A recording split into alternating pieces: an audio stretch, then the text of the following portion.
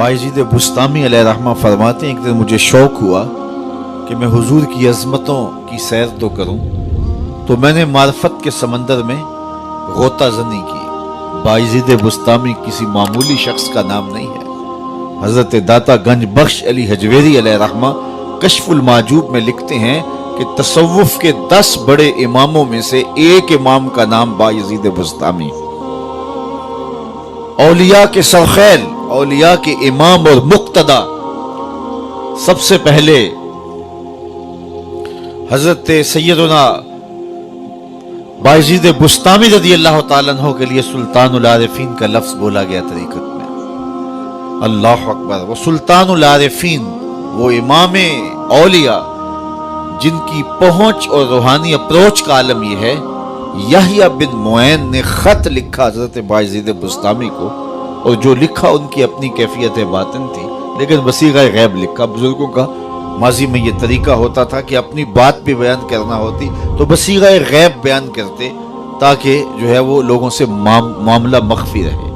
तो हजरत यहया बिन मुऐन ने हजरत बायजीद से लिखा, हजरत उस शख्स की क्या कैफियत है जिसने मार्फत के समंदर से एक घूंट लिया और ऐसा नशा चढ़ा कि अभी तक मस्ती नहीं उतर रही।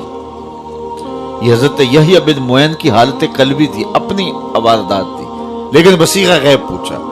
उस शख्स की क्या हालत है जिसने मार्फत के समंदर से एक घूंट पिया और ऐसा नशा चढ़ा कि अभी तक मस्ती नहीं उतर रही। तो हजरत बायजीद ने उसका जवाब लिखा, और जो लिखा वो कैफियत उनकी अपनी थी, लेकिन उन्होंने भी वसीग़ा गैब लिखा।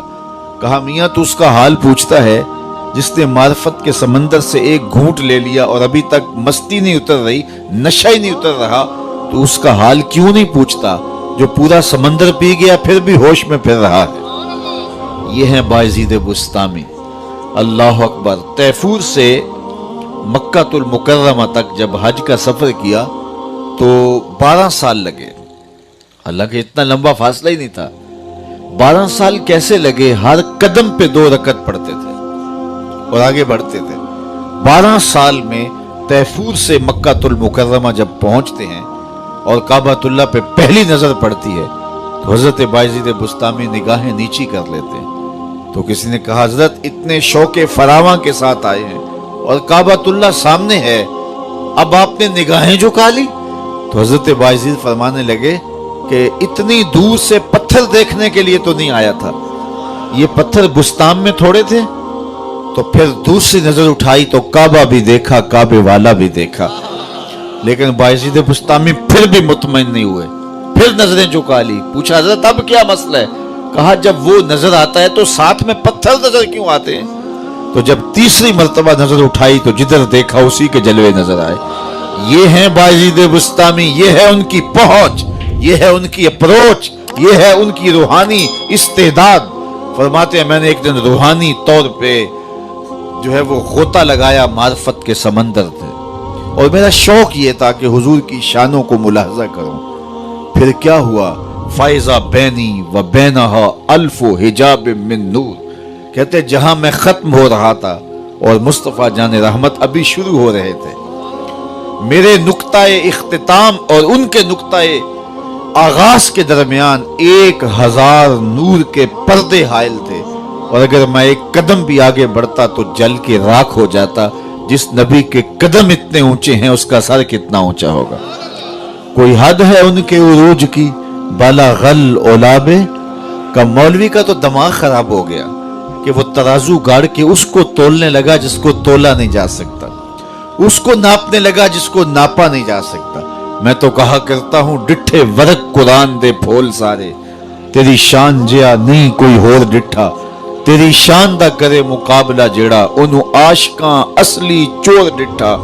कोई नूर आखे कोई बशर आखे, पैंदा रात दिने एहो शोर डिठा। अल्लाह वालियां गल मुका दिती, तुसां होर डिठा असां होर डिठा।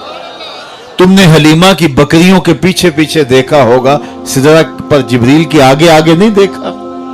और इकबाल कहता है, तूने यूसुफ को कुएं में देखा तो क्या देखा? अरे नादां, जो मुतलक था मुकय्यद कर दिया तूने। तू अभी तक कुएं में देख रहा है, वो मिस्र के तख्त का मालिक भी बना हुआ है। तो ان کی پہنچ اور ان کی عظمت اور ان کی رفت کا کون اندازہ کرے. ہمارے درس نظامی میں داخلی نصاب کتاب ہے شرح قائد نصفیہ، تمام مکاتب فکر کے مدارس میں اہل تشیع کے علاوہ سبقاً پڑھائی جاتی ہے. اور اس کتاب کی تشریح لکھی ہے علامہ عبدالعزیز پرہاروی علیہ رحمہ نے النبراس کے نام سے. اس میں حضرت ابوالحسن رفاعی کا ایک قول پیش کیا ہے.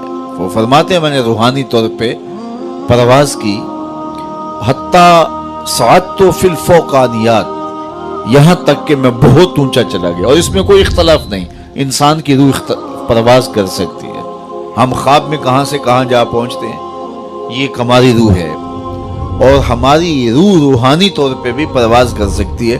اگر میری اور آپ کی روح زنگ آلود ہو تو پھر پاک لوگوں کی روحوں سے ہم اپنی روح کو قیاس نہ کریں.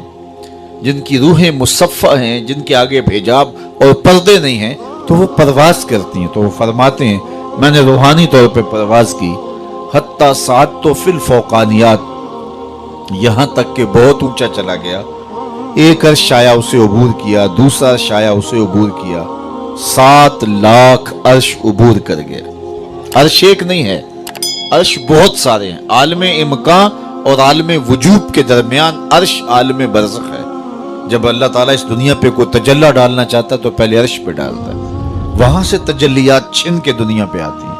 اگر ڈائریکٹ آ جائیں تو کوئی تاب ہی نہ لا سکے. یہی بہتر ہے کہ وہ پردے میں روح پوش رہے، وہ اگر پردہ اٹھا دے تو کسے ہوش رہے. عرش ایک نہیں، عرش بہت سارے ہیں. کہتے ہیں میں 7 لاکھ عرش عبور کر گیا. آواز آئی ابوالحسن رفاعی کدھر آ رہے ہو؟ تو میں نے عرض کی مالک معراج کی شب جس عرش کی چھاتی پہ محبوب کے قدم لگے تھے، میں اس عرش کو دیکھنے کے شوق میں کشاں کشاں یہاں تک پہنچا ہوں. نہ سفر بشرط مال ہے، نہ طلب بقید سوال ہے، فقط ایک سیری ذوق کو میں بھٹک رہا ہوں کہاں کہاں. میرے دل کی خلوتیں کئی بار سج کے اجڑ گئیں، مجھے بارہا یہ گماں ہوا تم آ رہے ہو کشاں کشاں. کہا تو میں اس شوق میں یہاں تک پہنچا ہوں تو میں اس عرش کو دیکھنا چاہتا ہوں اور میری پرواز کی غرض و غایت یہ ہے. تو آواز آئی ارجع لا وصول لکا، ابوالحسن پلٹ جاؤ، تم کروڑوں سال بھی پرواز کرو، جس عرش کی چھاتی پہ محبوب کے قدم لگے تھے وہاں تمہارا خیال بھی نہیں پہنچ سکتا. جس نبی کے قدم اتنے اونچے ہیں اس نبی کا سر کتنا اونچا ہوگا. کوئی حد ہے ان کے عروج کی، بالا غل اولاب کمال ہی. تو کہا دہا سے مراد حضور کے کمالات ظاہریہ ہیں اور لیل سے مراد حضور کے کمالات باطنیہ ہیں.